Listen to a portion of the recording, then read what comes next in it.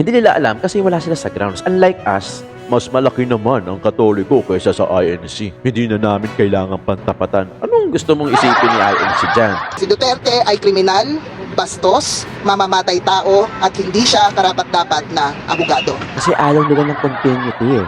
'Di ba? Ayaw nila ng continuity ng yung ginawa ni President Roa Duterte itutuloy lang ni BP Sara. Ayaw ng ilan kay dating Presidente Digong Duterte.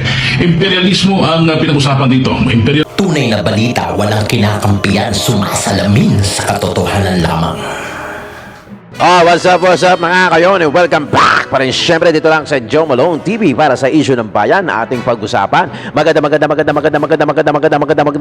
umaga po sa inyong lahat. Today is January 18, araw ng Sabado dito sa Pilipinas.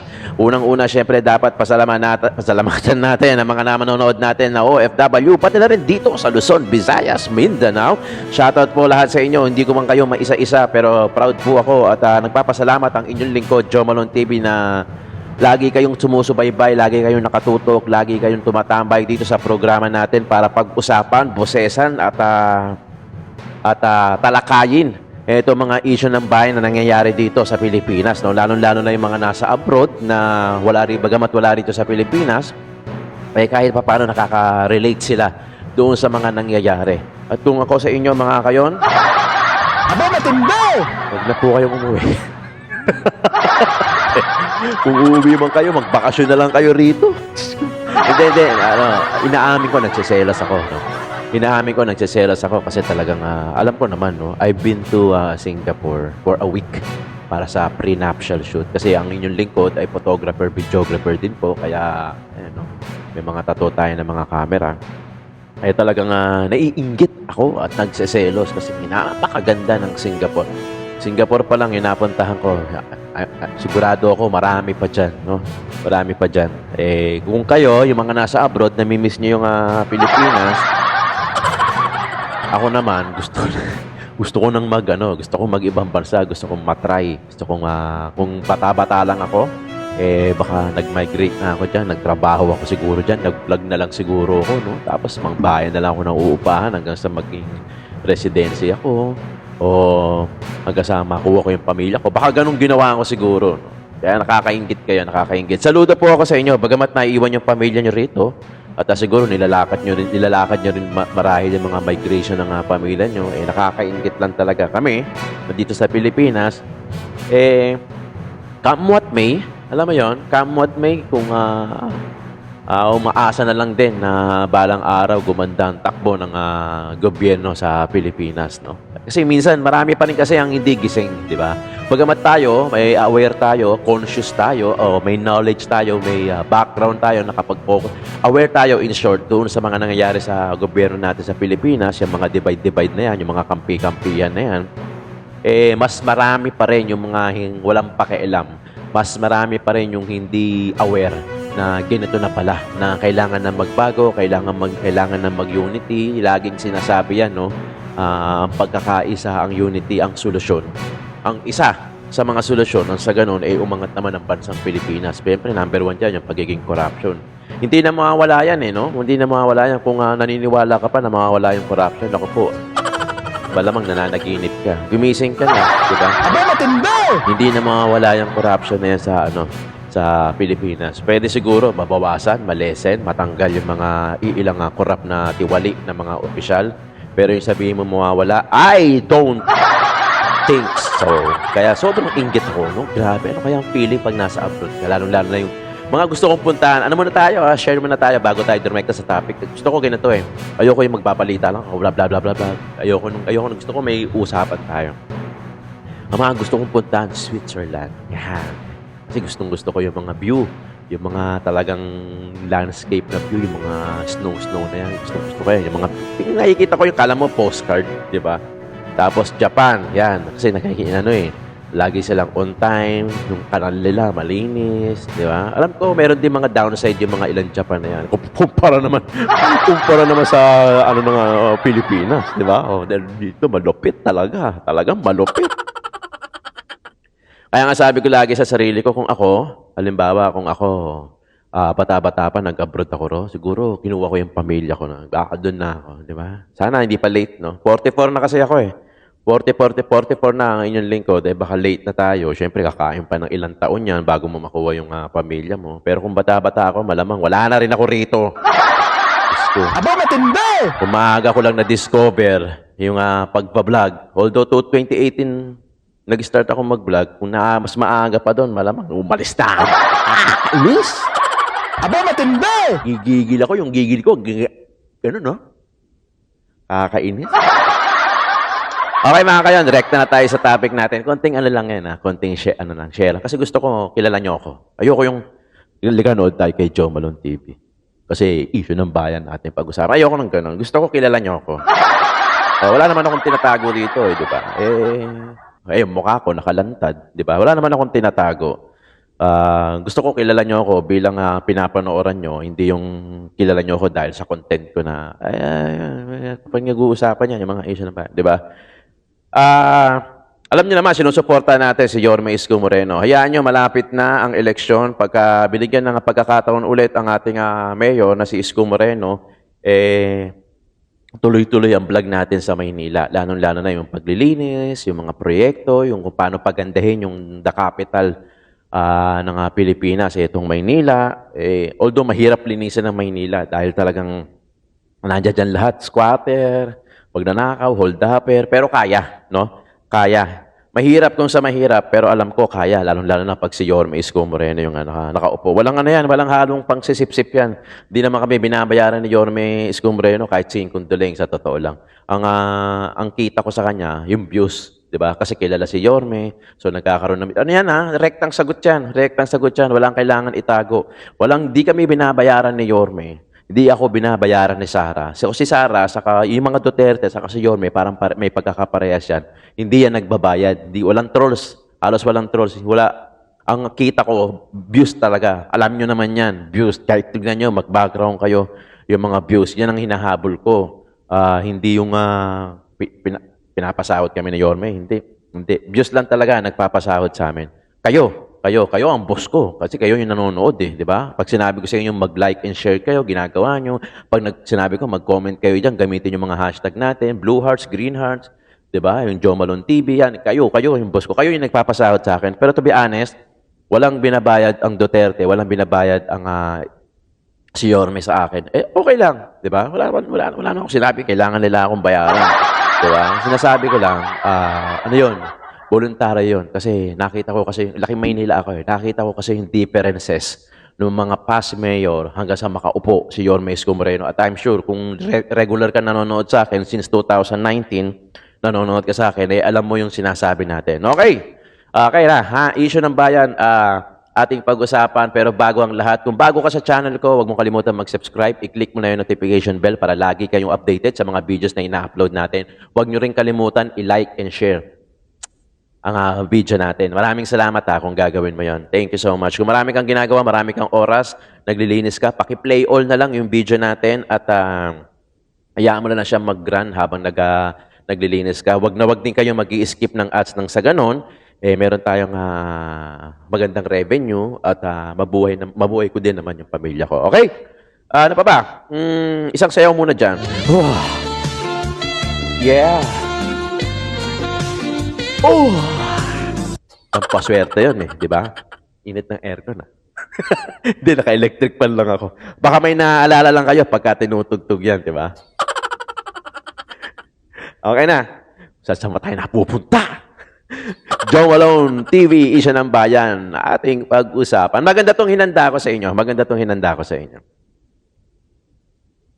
Hindi lang pala 7-7, meron pang 30-30-30. Yeah. Ano 30-30? Yung 30-30 naman, kung ikaw ang host ng sortie, you get 30-30 million. 90 million lahat yun. 30 million AX or ATAP, 30 million na MAIT, and 30 million na tupad. Can you just imagine? Ganun kalaki. 90 million.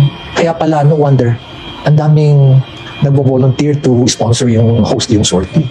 Kasi nga yung ganun kalaking incentive nila. Alam ko rin pala na may mga entitled na mga congressmen na congresswomen na halos unlimited yung kanilang AKAP funds. Nakakalungkot. Ganon din yung kanilang mga MAIP at yung mga tupad funds, unlimited. Halos unlimited. Di ba corruption yun na paano mo na-disburse yung ganon na easily? Kaya mong i-disburse yung ganon?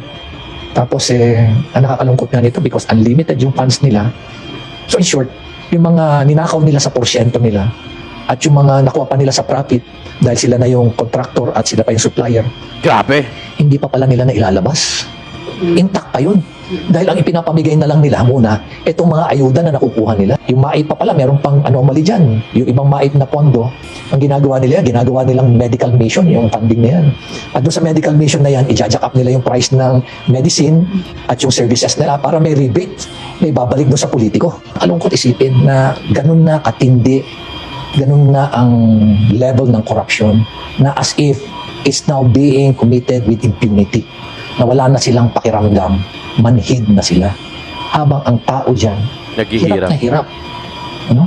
Hirap na hirap. Magkano kinikita ng mga drivers dyan? Swerte na, 500, 600. Mga vendors, 400, 500. Habang yung iba rito sa mga napakakurap na politiko, they can easily make ₱1 billion in a year. Nakikita mo nga yung ibang congressman, pag magsalita pa sila, di ba? Ayuda raw is the best thing that ever happened. Mga ganun, di ba? O kaya kung wala si ganito, walang AKAP. Wala si ganito, walang MAIP. Kung wala si ganito, walang tupad.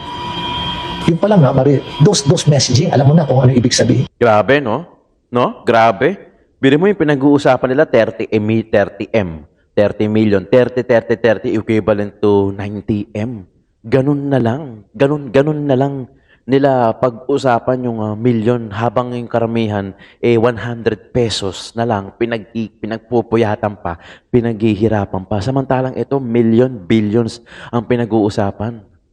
Ganun na lang kadali gumawa ng pera para sa kanila. At nakaka-alarma dito, alam niyo mga kayon, ang nakaka-alarma dito, despite the fact na marami na nagsasalita ng ganyan, like Mayor Benjamin Magalong, marami na nagsasalita ng ganyan, pero parang wala pa rin silang pakialam.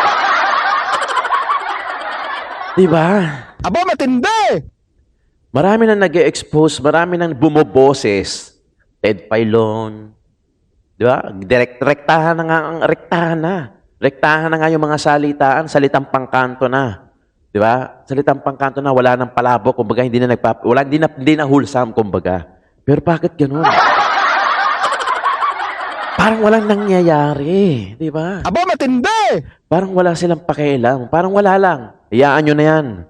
Mamamatay din yung issue na yan. Mamamatay din yung sinasabi na yan. Magsasawa din yan. Di ba? Bakit ganun? Bakit ganun? Ano yun? Parang hinahayaan na lang nila na magsalita si Benjamin Magalong. Hinahayaan na lang nila yung mga content vlogger, mga political vlogger na nagsasalita. Hayaan mo, nagko-content lang yan. Lilipas din yan. Kaya mawawala din yung topic na yan. Mawawala din yung issue na yan. Ted Filon, hayaan mo, mananawa din yan.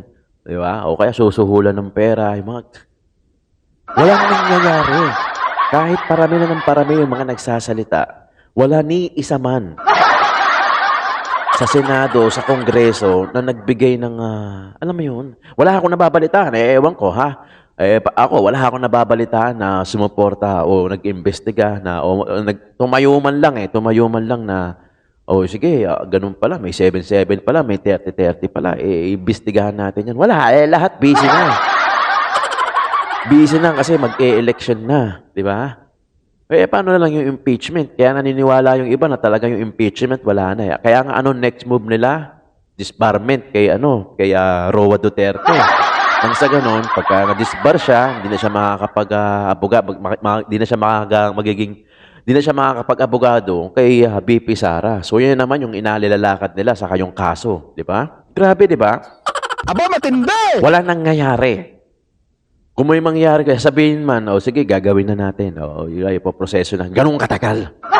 To the point na makakalimutan mo na at baka kung matanda ka na, masama-sama pa, may edad ka na, baka mauna ka pang mawala bago matapos yung batas na yan o yung isinusulong na mga iilan. Imagine, di ba? Can you just imagine, mga kayon? Ganun kalala. Ganun na kalala. Ang mas masama pa doon, ganun na nga kalala, wala pang pumapansin. Wala pang nag-aasikaso. Parang hinahayaan na lang nila na hayaan nyo na mamamatay din yung issue na yan about 777. Mamamatay din naman yung issue na yan about sa 30-30-30 na yan. Di ba? Huwag nyo na lang pansinin. Di ba? Kaya nga kami nandirito, kami mga content creator, political vlogger. Minsan may mga ina-upload akong luma, ewan ko sila. Pero basta ako may ina-upload ako just to refresh. No? Kasi nakakalimutan. Like what ex-president Roa Duterte, yung mga ginawa niya, build, 10 years na passport, 10 years na driver's license, nakakalimutan na ng tao. Kasi sanay na eh. Pag kumuha ng lisensya, passport, okay, 10 years, tuwan-tuwa. Hindi na nila inaalam kung sino ba yung nagpatupad at nakatipid sila ng another 5 years, di ba? Kasi 5 years lang naman ang driver's license eh.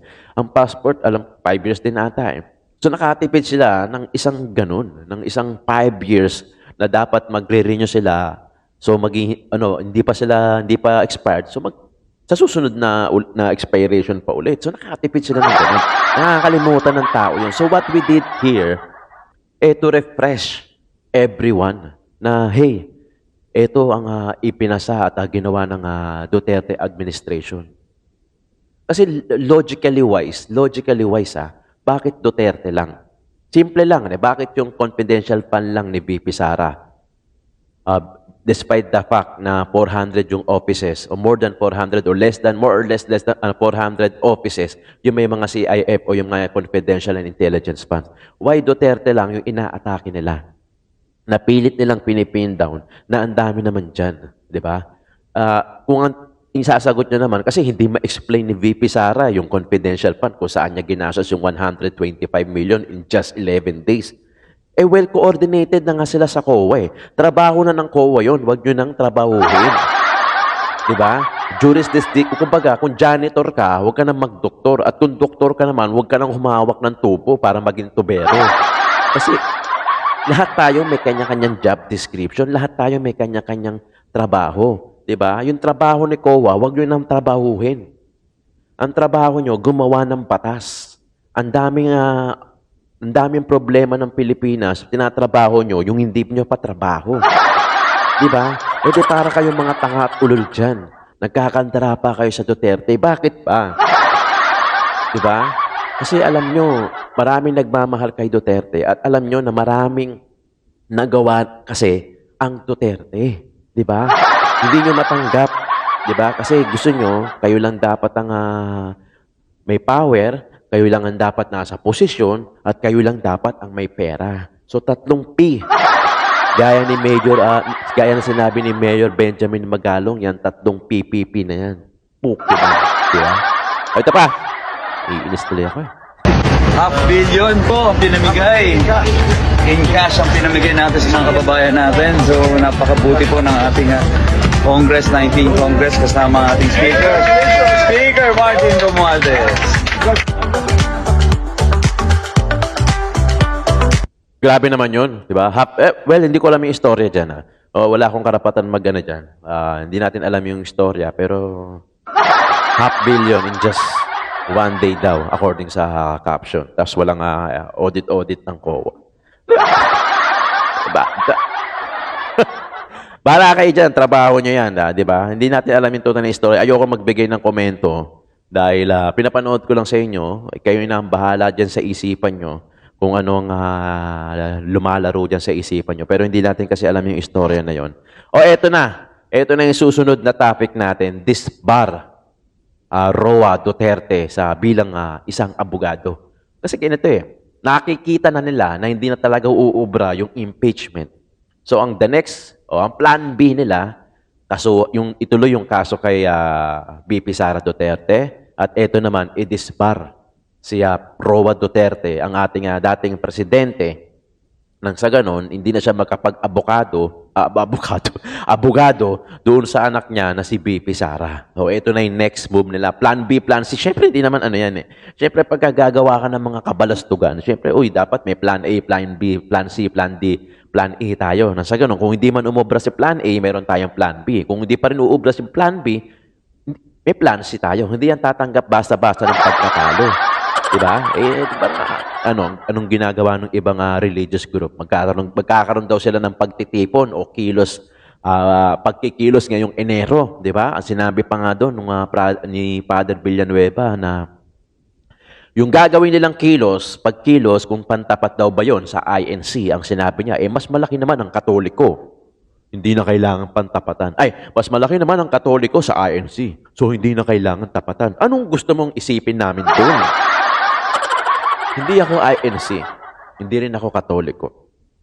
Iba ang religion ko. Pero regardless Di ba? Ayun ang gusto kong regardless. Yung dating kasi, mas malaki naman ang Katoliko kaysa sa INC. Hindi na namin kailangan pantapatan. Anong gusto mong isipin ni INC dyan? Diba? Ayoko kayong pag-awayin, Ayoko kayo, hindi ko kailangan kayong pag-awayin. Kaya wala akong pakialam sa inyo. Pero ang sinusugatan ko dito, ang sinusugatan ko dito, yung INC may unity, Diba? Kayo ang pinoprotesta nyo, subjective. Ang pinoprotesta ng INC, objective. Meaning, ang pinoprotesta nila, kapayapaan. Di ba? Kapayapaan. Kasi, kapayapaan ang isinusulong nila. Kasi, sinuportahan namin kayo nung unit team pa kayo Ang daming problema, ang daming naghihirap. Tapos, inuuna nyo yung mga ganyan na wala namang na hindi makakatulong sa lahat ng mga naghihirap na Pilipino. Di ba? Again, ang sabi nila, 75%. Ang sinasabi nila, considered sila as poor. 75%. So, 25% lang yung mayaman, may kaya, nakakaluwag-luwag. Yung the rest, 75%, automatically, you are poor. Di ba? Objective yung ginagawa ni INC. Sinong hindi hahanga? Inisip ba nila na, hindi, INC kami, kailangan. May susuportahan kaming partikular na politiko. Di ba? Pero kayo, ang sinusuportahan nyo, ang ano nyo, subjective. May isang tao, dalawang tao kayong gustong, di ba? Ito, yung disbar na pinoprotesta nitong mga to. Hindi ko alam. May mga ano din dito, may mga biktima nung Egypt. Masalang usapin sa Korte Suprema ang mga disbarment complaint, kaya rin hindi nagbigay ng detalye ang mga nagsusulong ng disbarment laban sa dating Pangulo. Aabangan na lang kung tutuluyan ng kataas-taasang hukuman ang pagbawi sa lisensya ng dating Pangulo bilang abogado o malulusutan niya ito.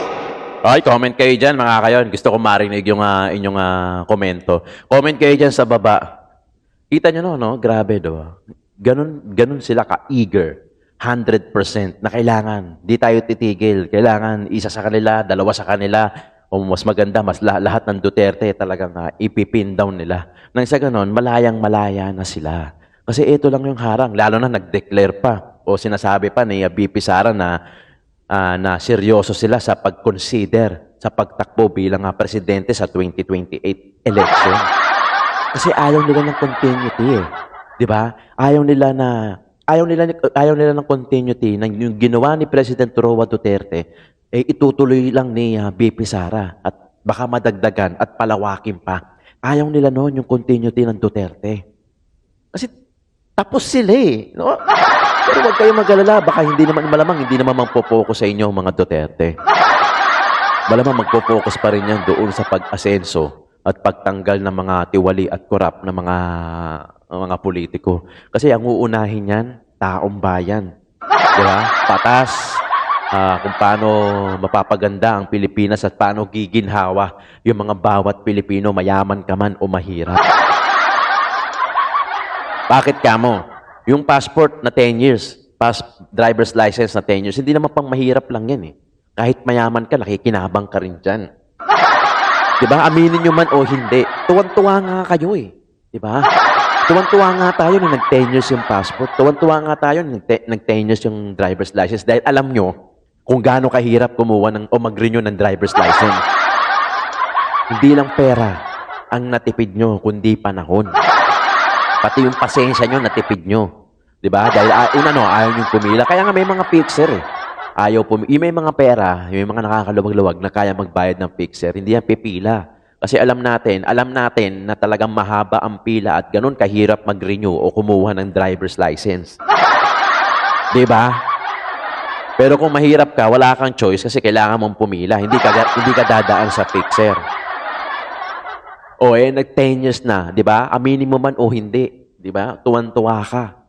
Nag-5 years yung nag-10 years yung license, nag-10 years yung passport at kung ano-ano pa. Hindi lang yan, marami pa. Di ba? Tuwan-tuwa ka. O kung talagang kinasusuklaman mo yung Duterte, huwag kang kukuha ng 10 years na driver's license, ha? Huwag kang kukuha ng 10 years na passport, baka kumuha ka. Di ba?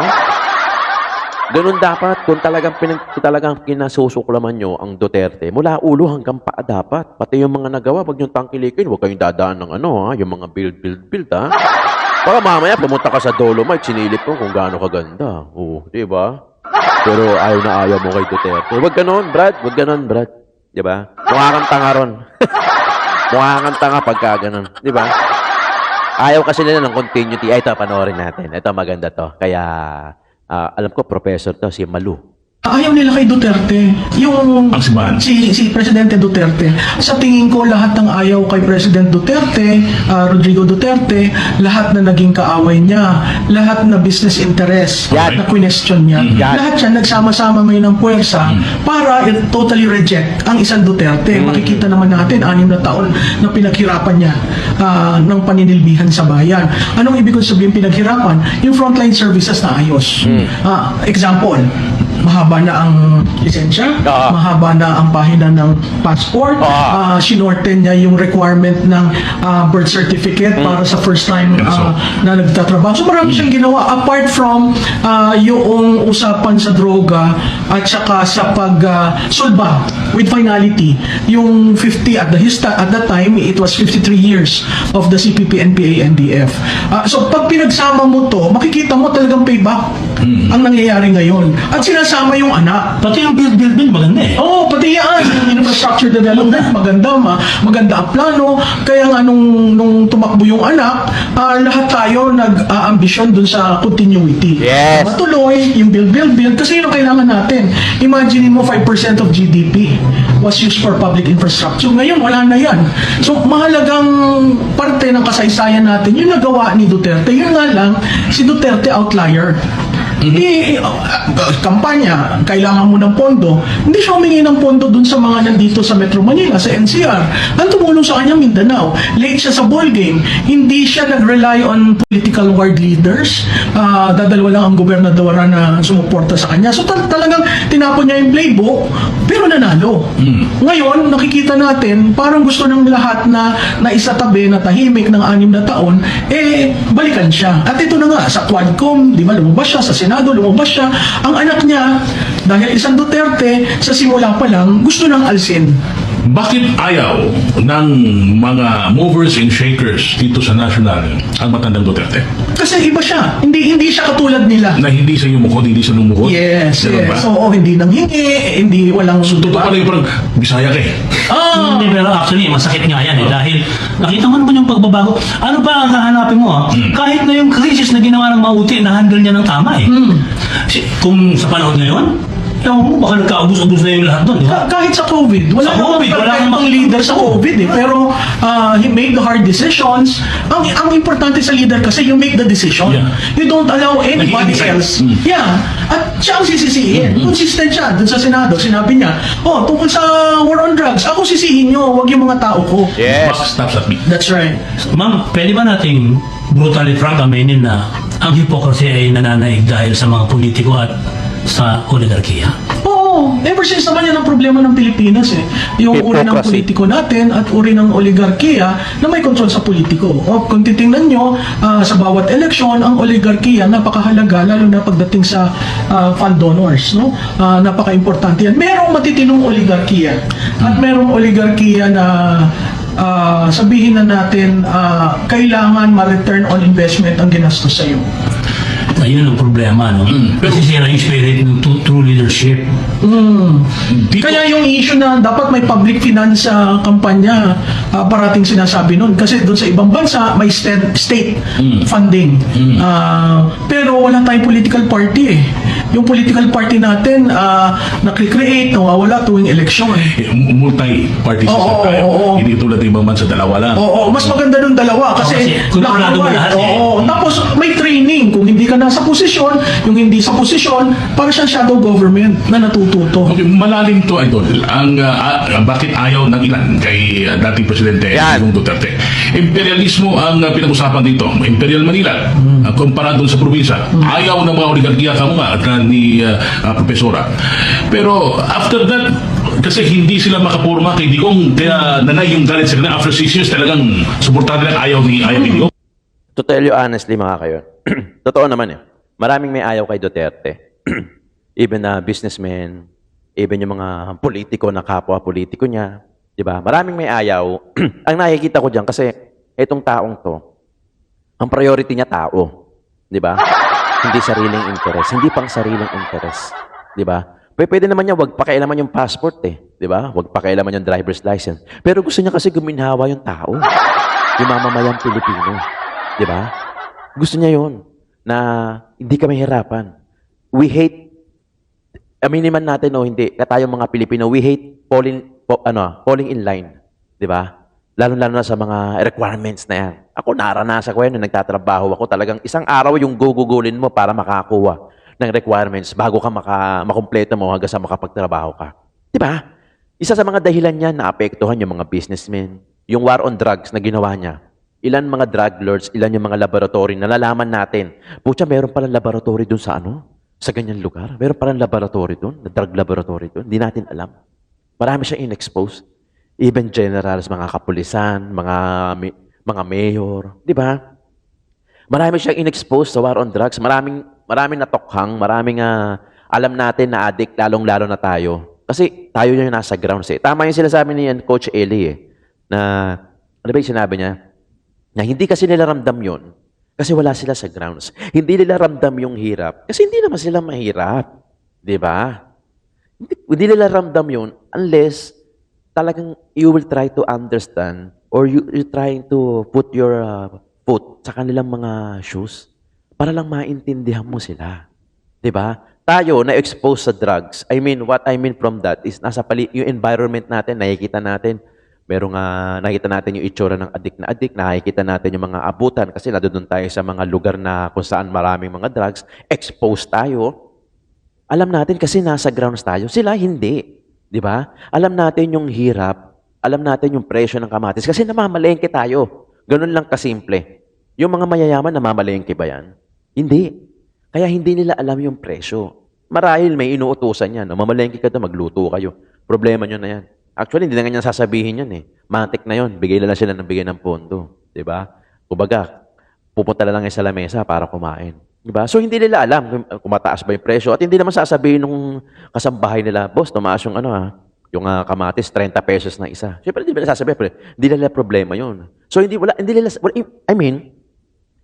nila alam kasi wala sila sa grounds. Unlike us, diba? Yung mga mahihirap, yung mga nakakaluwag-luwag at yung mga medyo may kaya na minsan dumadaing din sa taas ng presyo ng mga gulay, recados, di ba? Ang instruction ko nga sa asawa ko ngayon, huwag ka muna magluto na may mga recados. Prito-prito muna para isa lang. Pritong manok, isa lang, di ba? Pritong pork chop, di ba? Pritong tilapia, isda. Unlike ng mga may sahog na marami, bibili ka ng kamatis, sinigang, kamatis, gulay, di ba? Magkano? Mas mahal pa. Mapapamahal ka pa. Prito-prito na lang muna tayo. Hanggat hintayin natin na bumaba, saka tayo magsasahog ng iba, saka tayo magsasapaw.